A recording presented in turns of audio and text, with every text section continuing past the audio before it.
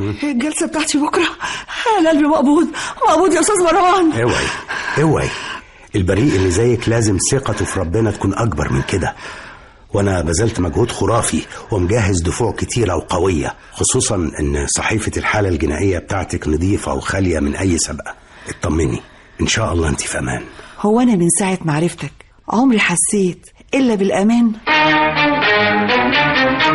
مبروك يا مدام منال، 1000 مليون مبروك. أنا مش قادرة أصدق. أنا بريئة. معقول من أول جلسة كده هقدر أخرج للحرية وأشوف ابني وأضمه لصدري؟ وأنت يا أستاذ مروان، أنا مش لاقي كلام أعبر لك بيه عن شكري. الشكر لله.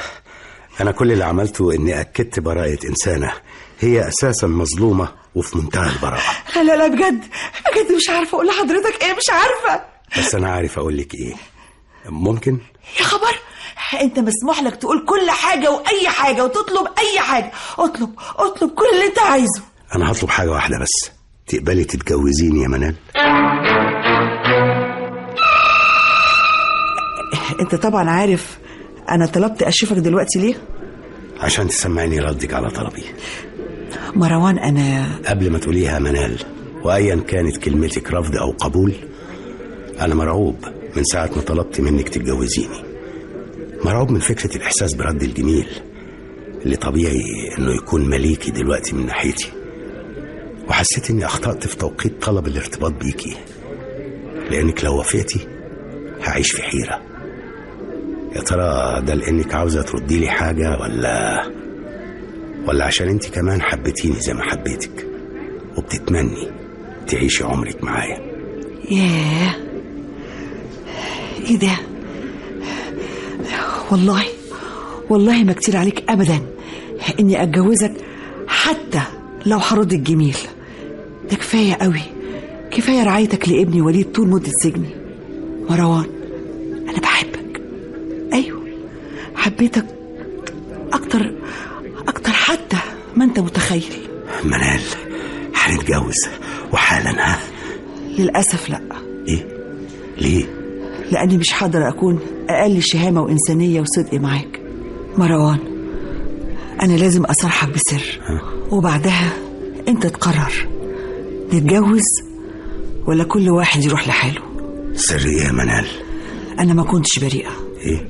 انت دفعت على المروجة فلوس مزيفه.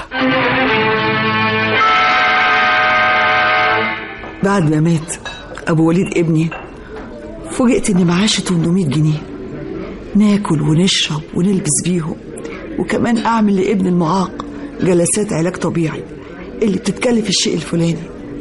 تقدر تقولي كل ده اعمله ازاي ب 800 جنيه؟ مروان، عاوزك قبل ما تكرهني تسأل نفسك سؤال. انا مش كنت ممكن اقبل الجواز منك من غير ما صرحك؟ ايوه كان ممكن. عارف انا صرحتك ليه؟ لاني قررت ما ارجعش للغلط تاني ابدا مهما كانت الظروف. حسيت ان ربنا بيديني درس ويفكرني ان الحرام مش هو ابدا اللي هيعالج ابني ولا يعلمه. صدقني يا مروان، انا لو ما كنتش تبت بجد واستوعبت الدرس وعايزه ابدا صفحه جديده بجد ما كنتش صالحتك. يا ترى يا مروان صدقني ولا يقينك المره دي مهزوز؟ يقيني في اللحظات دي بيقول لي حاجه واحده يا منال، بيقول لي اذا كان ربنا سبحانه وتعالى المكتوب على عرشه رحمتي سبقت غضبي بيسامح، وهيألك فرصة تانية علشان تربي ابنك بالحلال. أقوم أنا يا عبد من عباده أضن عليك بالرحمة والسماح يا منال.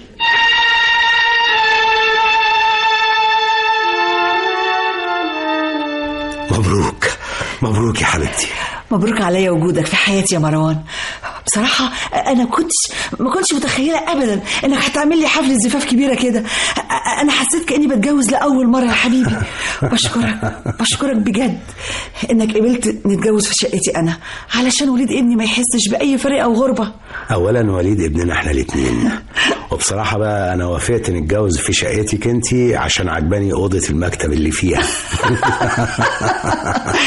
طب يا حبيبي بقى، بمناسبه اوضه المكتب تعالى. الله، واخداني من ايدي على اوضه المكتب ليه يا منال؟ علشان حاجه مهمه، يعني انا مش عايزين نبتدي حياتنا الزوجيه الا لما تعرفها. استنى ولع النور. تعالى يا حبيبي تعالى. الله، بتفتحي الخزنه ليه؟ لحظه بس، شايف ايه اللي في الخزنه يا مروان؟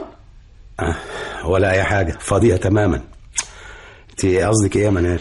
قصدي اقول ان ادبك وخجلك منعوك تقول لي فلوس الحرام اللي جمعتها من ترويج الفلوس المزيفه هعمل بيها ايه.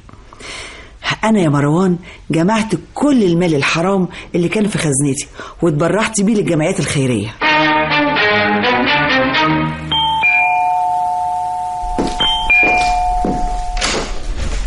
حضرتك الست منال صح؟ ايوه خير. انا بقى عرفتك من صورتك اللي كانت في الجرايد ساعة ما كنت محبوسة بعد ما روجت الفلوس المزيفة. بس ايه ده انت مين وعايزة ايه؟ انا الشغالة الجديدة اللي طلبتيها من عبد البواب. بس احب اقولك اللي تشتغل عندي ما تكونش غلبوية ولا لسانها طويل، فاهمة؟ عشان ما انا يعني كلمتك على صورتك اللي كانت في الجرايد ساعة ما كنت محبوسة بعد ما روجت تاني بقولك ايه، قدامي على المطبخ قدامي. لا استني امي. الاول اعرف ماهيتي كام واعملي حسابك فلوس اللي هقبضها تكون فلوس حقيقية أصلية، مش الفلوس إياها اللي بالك. وبعدين بقى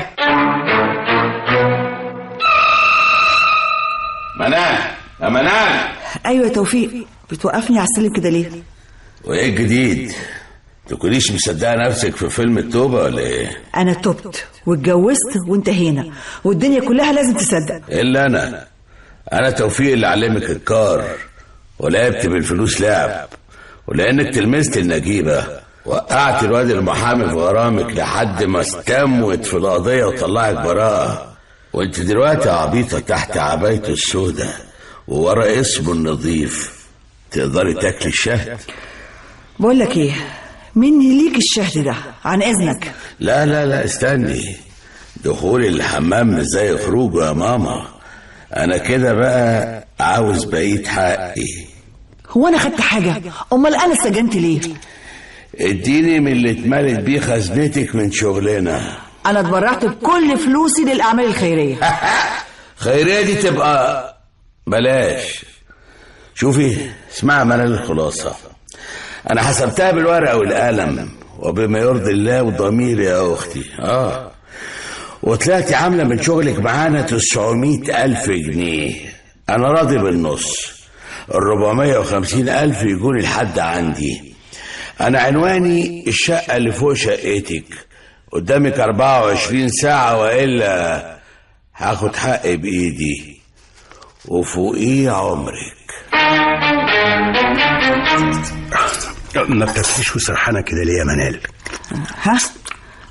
لا ابدا، هسرح في ايه غيرك يا حبيبي؟ قول لي انت نازل المكتب بعد الظهر؟ والله انا كنت ناوي ادرس القضيه اللي في ايدي دي هنا في اوضه المكتب، انما التكييف بتاعها عطلان. معلش ان شاء الله وانا نازل المحكمه بكره الصبح هبقى اتصل بمركز الصيانه يبعتوا لنا مهندس يصلحه. الشاي. بسم الله الرحمن الرحيم.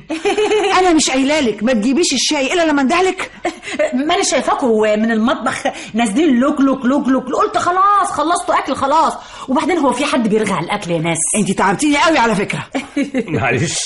معلش يا حبيبتي، هاتي يا شفيقة الشاي، انا خلصت اكل خلاص. اتفضل يا بيه.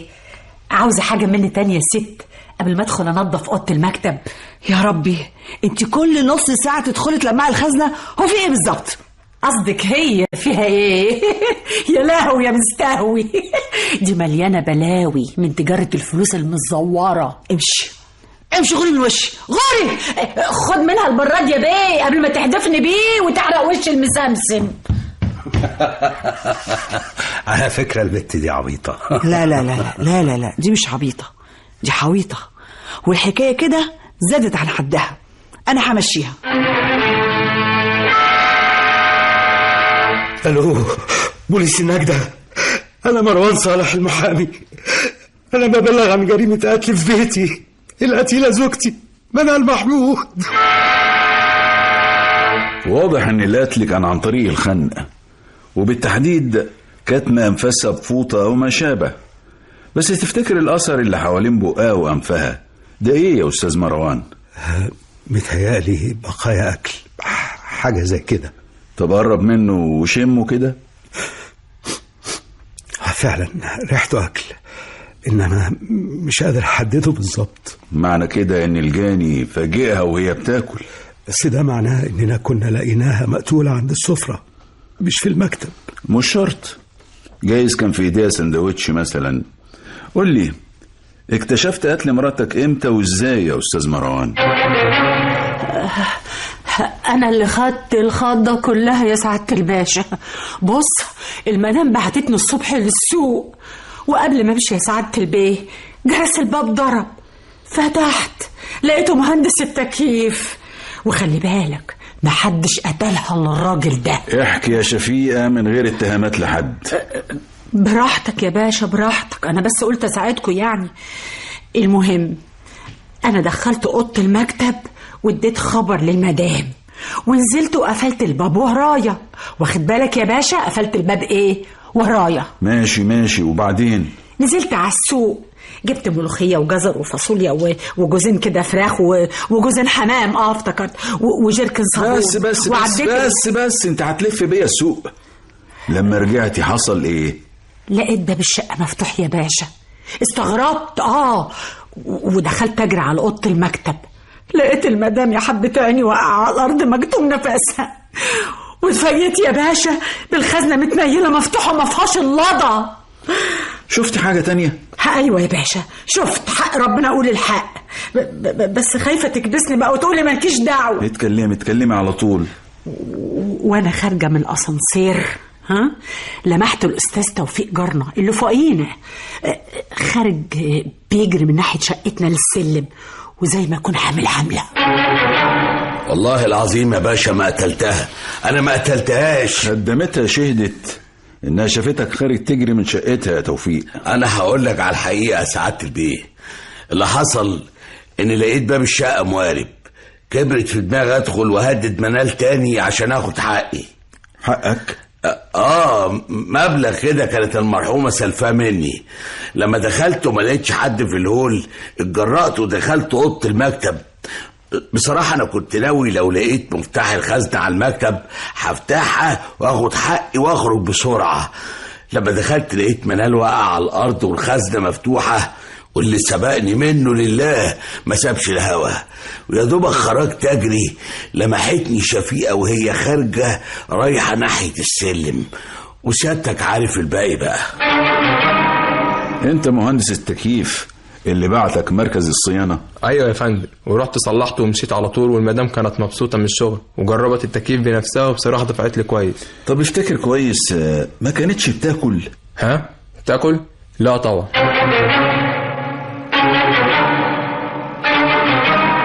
الطب الشرعي يأكد ان الآثار على فم وأنف القتيلة من بقايا أطعمة، وتقرير البصمات أكد وجود بصمات للثلاثة، المهندس وشفيقة وتوفيق. ده طبيعي يا فندم لتواجد الثلاثة في مسرح الجريمة، ومن اللي حكوه شفيقة وتوفيق أتصور ان الأقرب لارتكاب الجريمة دي هو مهندس التكييف. طب ليه؟ أولا شفيقة سابته مع المرحومة في أوضة المكتب ونزلت على السوق، ولما رجعت لقت باب الشقة مفتوح، ومنال في أوضة المكتب زي ما سابتها لكن مقتولة، والخزنة مفتوحة وهو مش موجود. طب ما هي شفيقة قالت كمان انها لمحت توفيق خارج من الشقة. بالمناسبة يا أستاذ مروان، هو مفتاح الخزنة فين؟ وكان فيها كام تقريبا؟ المفاجأة يا فندم ان الخزنة ما كانش فيها فلوس خالص، وعشان كده المرحومة كانت قافلة بابها عادي كده من غير مفتاح. كان نفسي اشوف شكل الجاني وقت ما اتفاجئ انه قتل روح عشان خزنة فاضية. عموما ملحوقة، والجاني نفسه هو اللي هيوصف لنا مشاعره وقتها. افهم من كده ان حضرتك عرفت القاتل يا فندم؟ ايوه يا استاذ مروان، وهنقبض عليه حالا. مين يا فندم؟ الجاني هو. ونلتقي الآن مع الحل الصحيح لهذه الحلقة.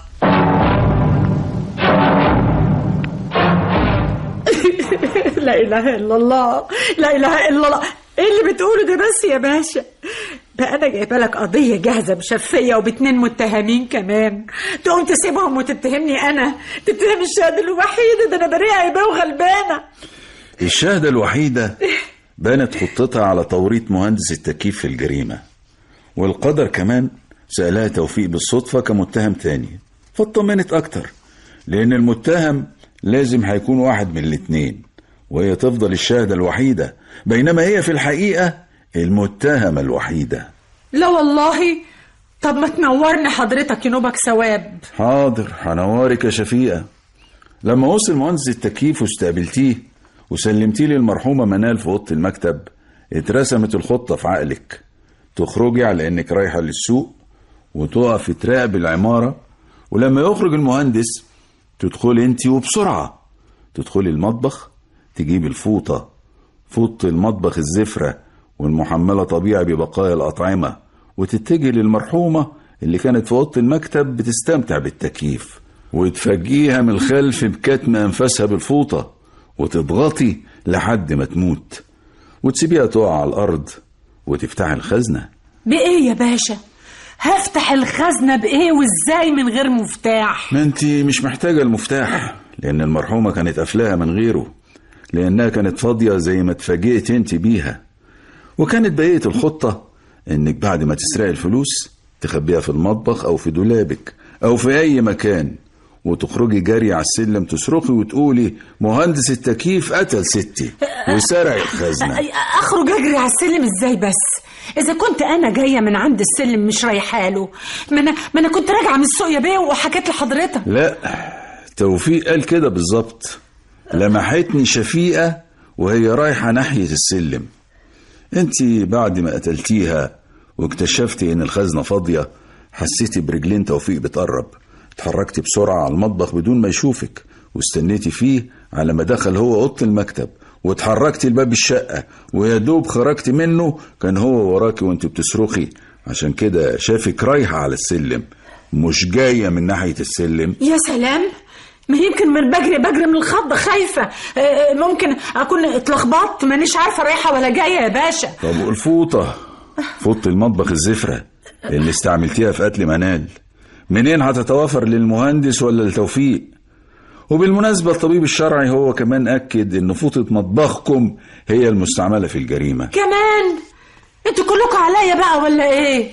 أقوالك كمان ورطتك.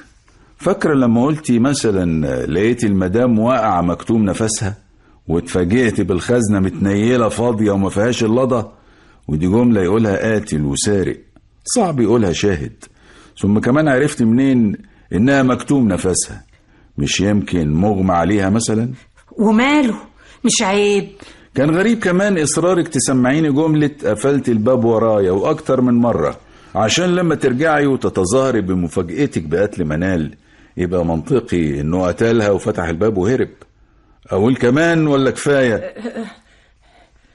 اللي قلته كفاية. راكنين البوكس فين يا بهوات؟ هيجيلك لحد عندك يا شفيقة.